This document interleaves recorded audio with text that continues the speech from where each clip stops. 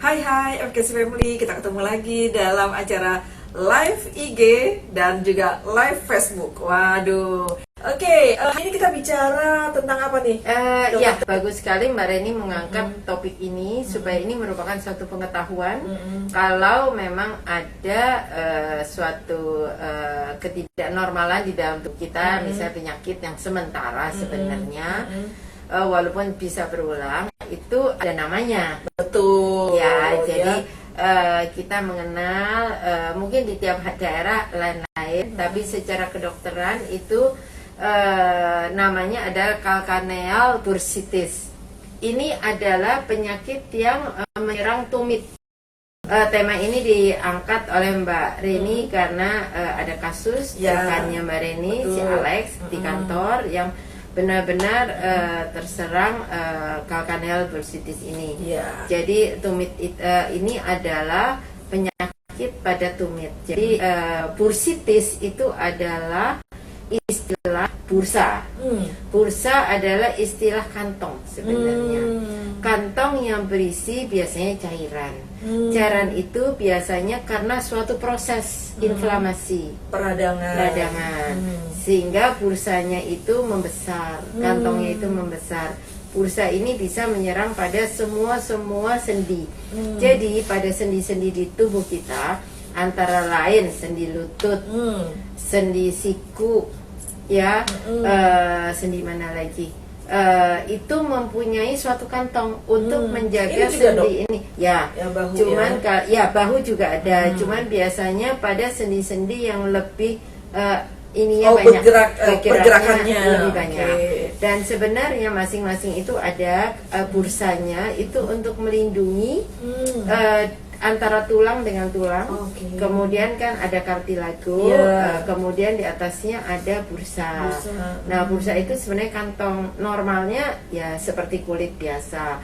Tapi kalau udah ada itisnya, bursitis artinya dia mengalami peradangan. Biasanya efek dari peradangan itu adalah timbulnya cairan, reaksi dari tubuh terhadap peradangan.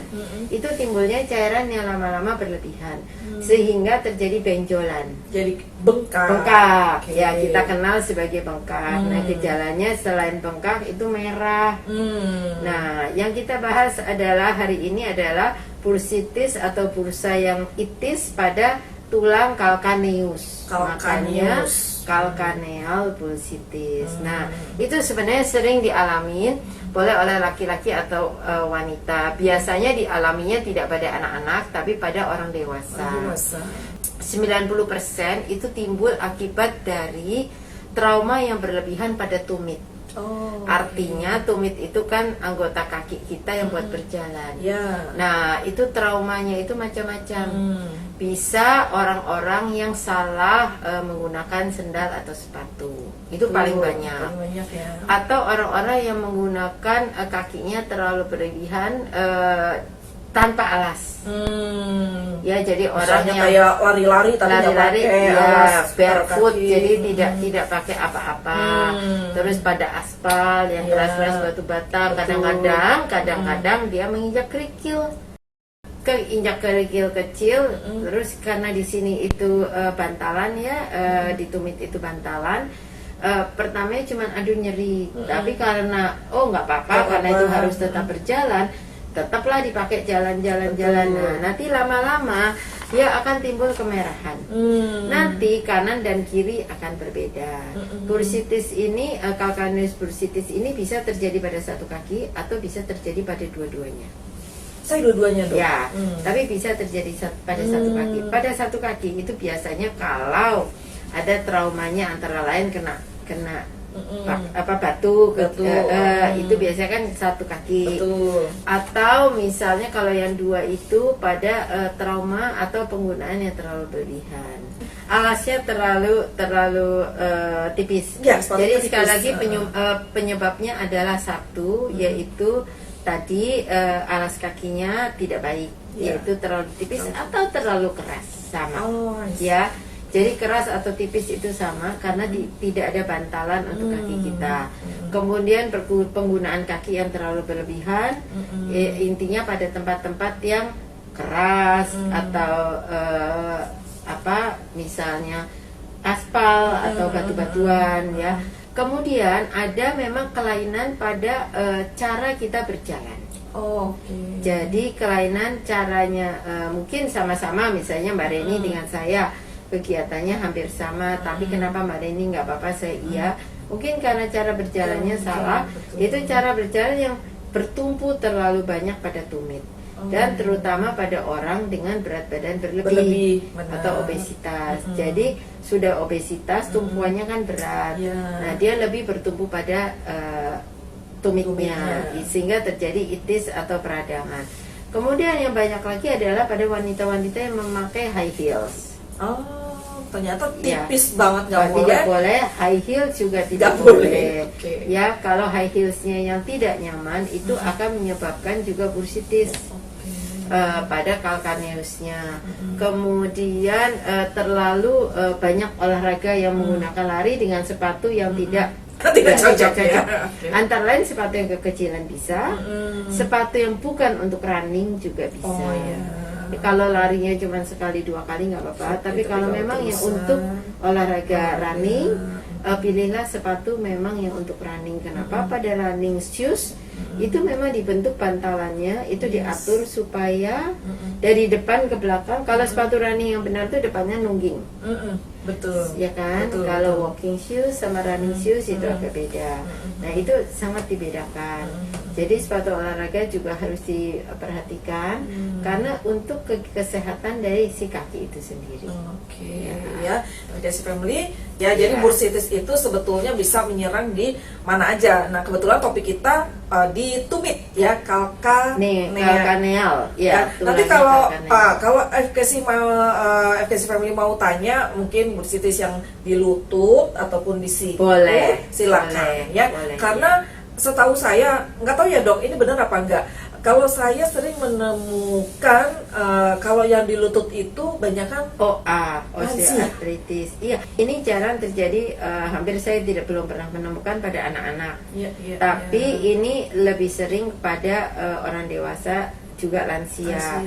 Kenapa? Karena lansia, terutama wanita-wanita, terutama wanita Indonesia saat ini sesudah menopause, badannya ya termasuk kita berdua.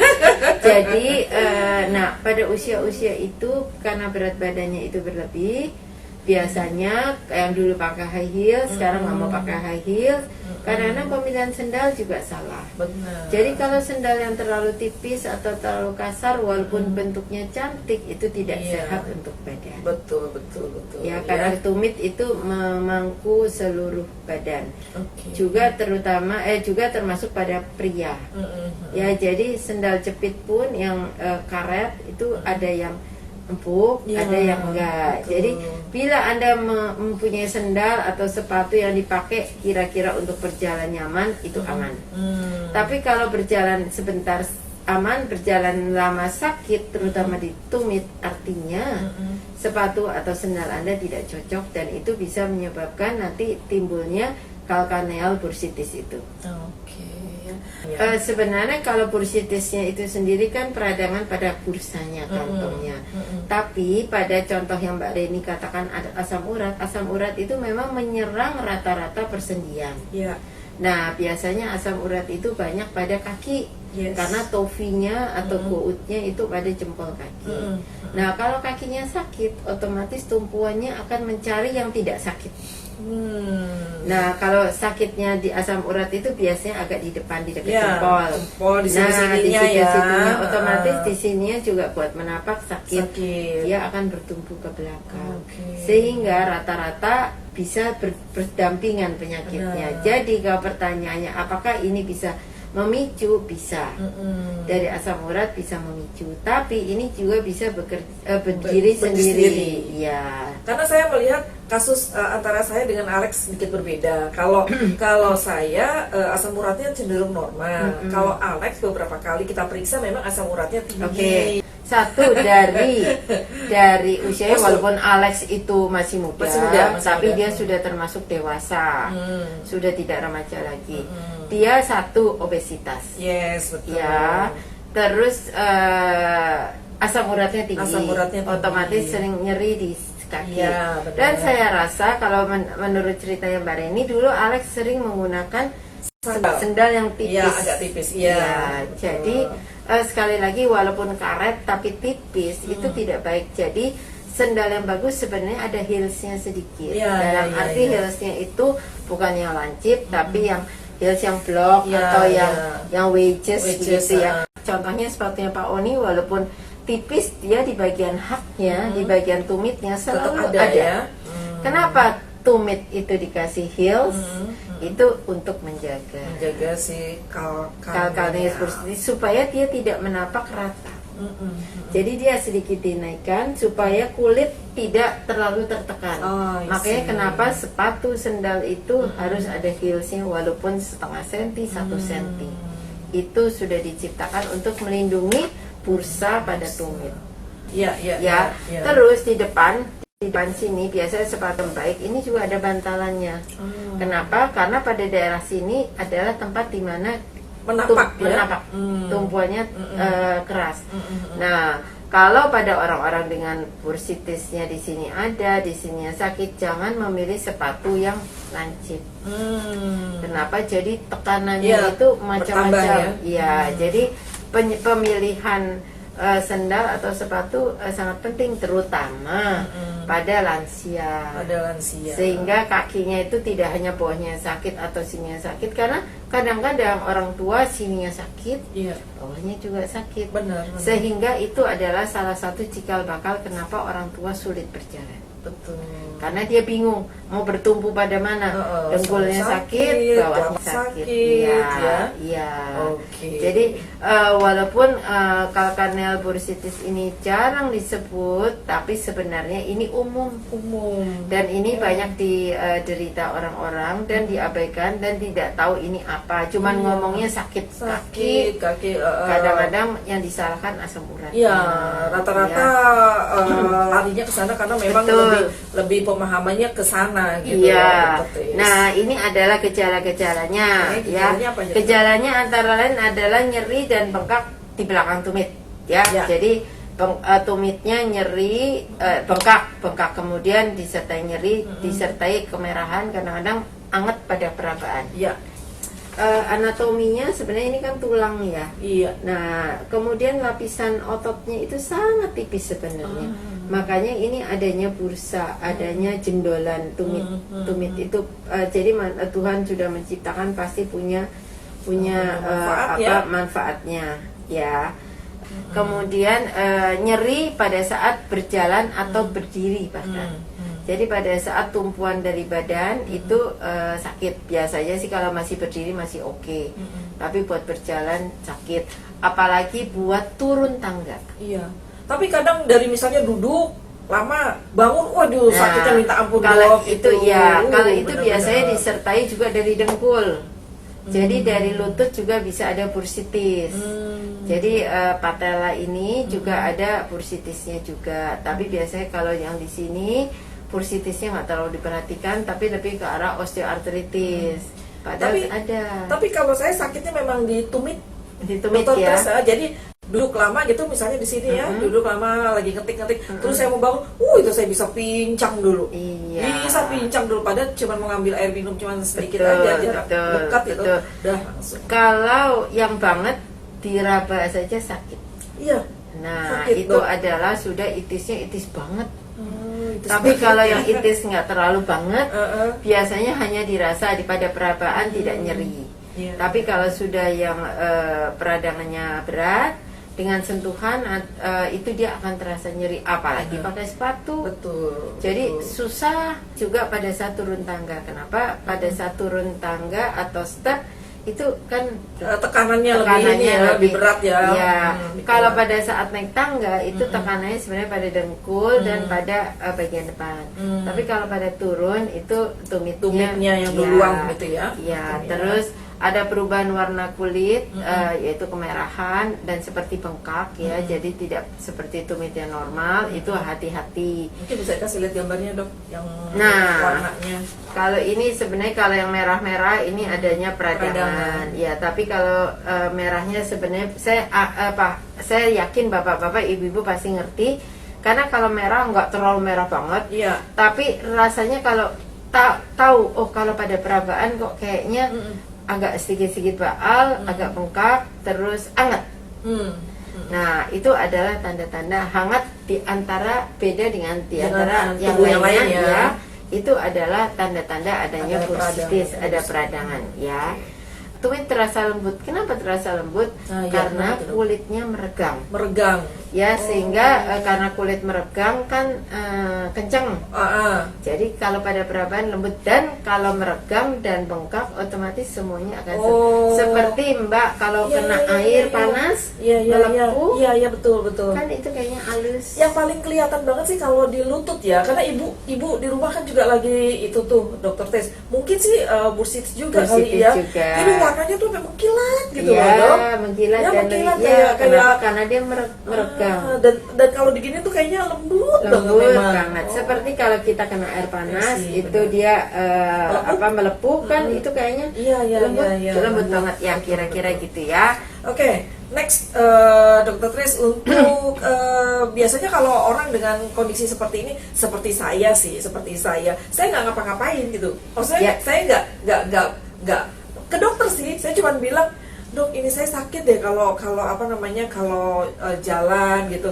Saya lupa ya, pasti sih kalau ke dokter pasti dikasih obat ya, mungkin anti inflamasi, mungkin ya anti peradangan ya. Tapi yang jelas memang disarankan untuk mengganti alas kaki. Jadi dokternya udah ada kecurigaan gitu kan. Oh, ibu sepatunya mungkin, iya sepatu saya memang tipis, memang itu tipis banget yang model karet, Dok. Dan itu sebenarnya enak banget dipakai, sangat enak, saking enaknya setiap hari kena kerikil bolak-balik akhirnya terjadilah. Iya, betul. Saking tipisnya jadi kita bisa merasakan apa yang kita yang kita injak sampai kerikil kecil juga terasa, jadi seperti tidak pakai alas kaki.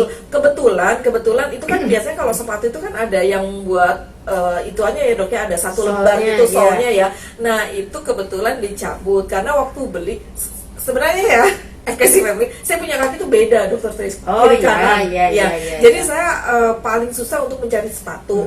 Jadi saya pikir sepatu, akhirnya saya pilih sepatu yang agak kecil. Akhirnya bantalannya nggak saya pakai. Jadi itu langsung gitu. Jadi dari karetnya itu langsung ke kaki. Jadi dan itu karetnya sangat tipis. Mungkin kalau kemarin sih sepatu itu lagi tren banget gitu loh, dari satu merek lumayan gitu, dan itu lagi tren banget, saya lihat banyak yang pakai gitu, dan ternyata memang enak banget gitu, Dok. Pencegahannya ya, caranya yaitu pilihlah sepatu atau alas kaki yang memang nyaman atau bisa melindungi kaki Anda. Jadi sekali lagi tidak boleh terlalu tipis walaupun tren modenya segala macam. Mungkin pada saat muda, mereka nggak merasakan. Dia akan merasakan pada saat nanti sudah tua. Nanti dia baru merasakan dikit-dikit kakinya sakit, dikit-dikit tumitnya sakit, dikit-dikit dengkulnya sakit dan sebagainya. Betul. Nah, itu adalah efek dari penggunaan alas kaki yang salah pada saat muda. Jadi memang waktu mudanya nggak apa-apa, gitu loh. Jadi pencegahan bila yang masih mempunyai anak-anak remaja atau apa, biasakan memilih sepatu atau sendal atau alas kaki yang memang bagus atau sesuai untuk kesehatan.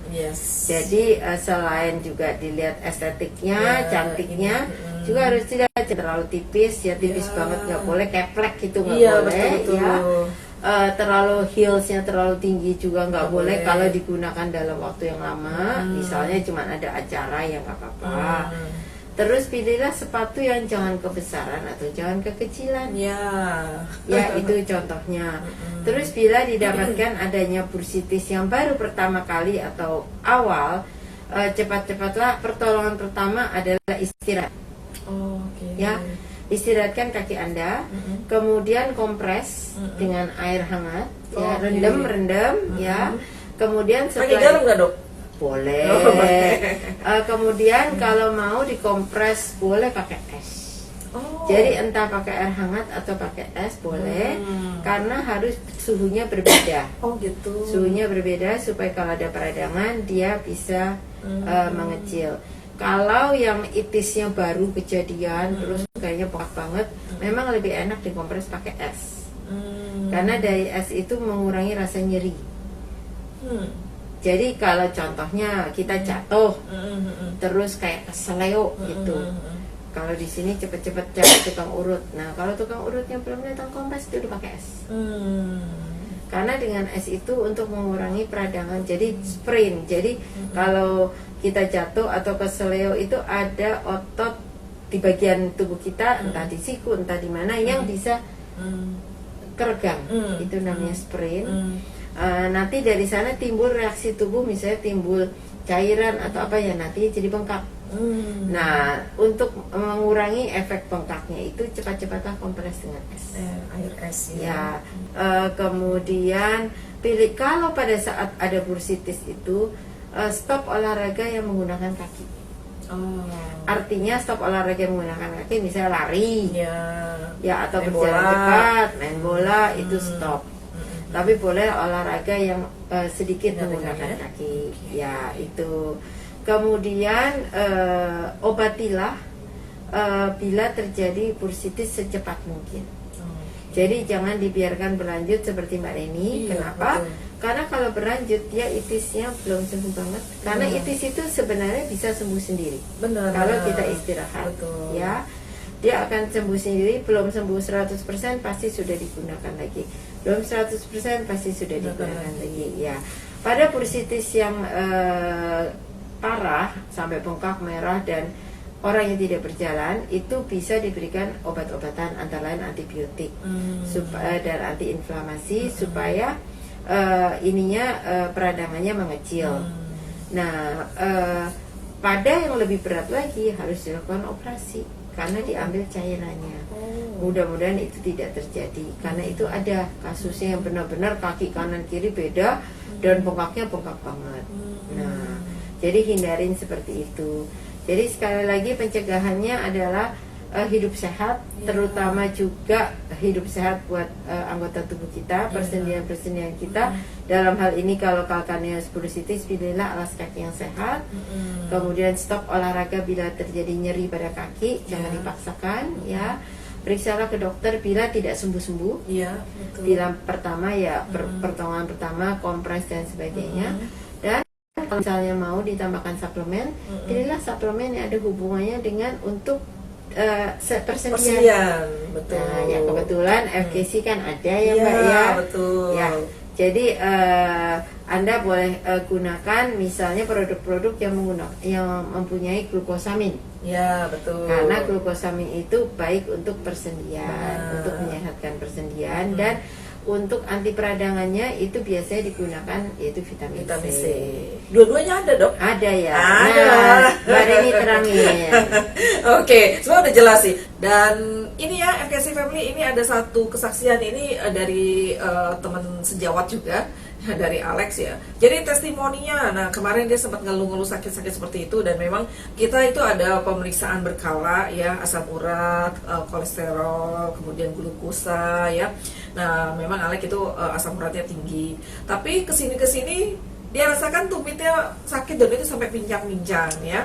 Dan kata dokter, dia bilang ke saya, Bu Ren, ini saya udah ke dokter, dan kata dokter saya itu ada penyakit calcaneal bursitis. Pakai produk apa ya?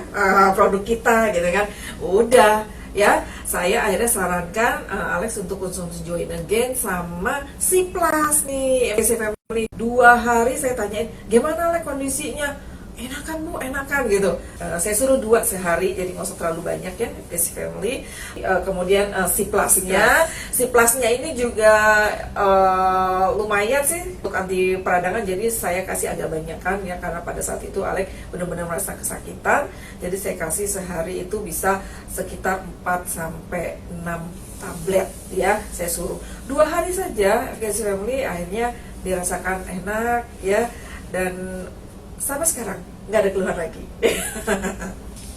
Kalau tadi yang dokter Tris bilang glukosamin ya, di dalam produk kita nih Join Again juga ada vitamin C-nya nih dokter Tris. Ada glukosamin ya. Ada glukosaminnya. Jadi ya mengingat glukosamin beberapa tahun belakangan ini biasanya glukosamin itu ada pada suplemen-suplemen yang dari luar ya, dari Western gitu ya. Tapi ya bersyukurlah glukosamin itu sudah ada dan apalagi dekat dengan kita. Karena glukosamin ini sebenarnya lebih diperuntukkan memang untuk persendian. Jadi untuk nyeri-nyeri dan sebagainya. Cuman sekali lagi ini bukan obat. Jadi efeknya nggak akan terjadi seperti kalau kita sakit kepala minum obat sakit kepala, paracetamol, segala macam itu langsung cer ya. Nah kalau suplemen ini sekali lagi karena dia sifatnya adalah suplemen makanan yang untuk memperbaiki kekurangan makanan kita, efeknya nggak akan cepat. Nah dia akan memakan waktu dan itu yang kadang-kadang orang suka salah artikan. Jadi sekali lagi glukosamin itu bagus untuk persendian, tapi efeknya tidak akan langsung instan. Benar. Dia akan dirasakan setelah konsumsi paling tidak 1-2 bulan. Iya, betul. Ya. Dan apalagi menyangkut masalah sendi, Dr. Tris. Karena dengan obat medis saja itu juga masalah sendi nggak bisa langsung cepat sih. Gitu loh. Ya saya ngalamin sendiri, orang tua saya itu waduh terapinya juga lumayan, pakai penyinaran sampai berapa kali, kemudian pakai obat, dan memang karena menyangkut masalah sendi ya, efekasi family jadi memang nggak cepat gitu loh ya. Nah apalagi suplemen tadi yang Dokter Tris sampaikan. Dan ingat, kalau kita konsumsi suplemen tidak seperti konsumsi obat. Jangan nanti FKC Family tanya, Ibu Reni ini berapa bulan saya konsumsinya gitu. Nah ini tadi menyambung yang disampaikan Dokter Tris. Jadi kalau suplemen itu nutrastikal kita ini ya Anda sudah konsumsi ya lanjutkan terus gitu loh. Namanya juga suplemen, ya kan? Kalau dulu kita sering Dokter Tris, zaman dulu ada koran ya, surat kabar ataupun majalah di beberapa kesempatan ada suplemennya biasanya ada tambahannya. Nah sama lah seperti itu, FKC Family ini adalah suplemen untuk menambahkan. Tetapi karena kita makannya itu setiap hari, otomatis suplemennya juga harus dikonsumsi setiap hari. Apalagi kalau misalnya Anda sendiri nggak yakin gitu loh makanan sehari-harinya terpenuhi dari sisi terpenuhi. Saya yakin semua orang juga tidak terpenuhi hanya kalau berdasarkan makanan saja. Betul. Ya. Mungkin terpenuhi dalam seminggu 1-2 hari, sisanya tidak. Sedangkan zat-zat tersebut itu diperlukan oleh tubuh harian. Jadi makanya perlu adanya suplemen. Cuman memang kita tidak boleh overclaim tentang suplemen. Oh bisa ini dan sebagainya. Karena sekali lagi, contohnya vitamin C. Kita mengenal vitamin C itu sebagai vitamin. Nah vitamin itu adalah suplemen. Tujuannya antara lain adalah pembentukan sel, regenerasi sel, ya atau antiinflamasi juga, ya. Nah makanya pertumbuhan sel kan ada terus di dalam tubuh.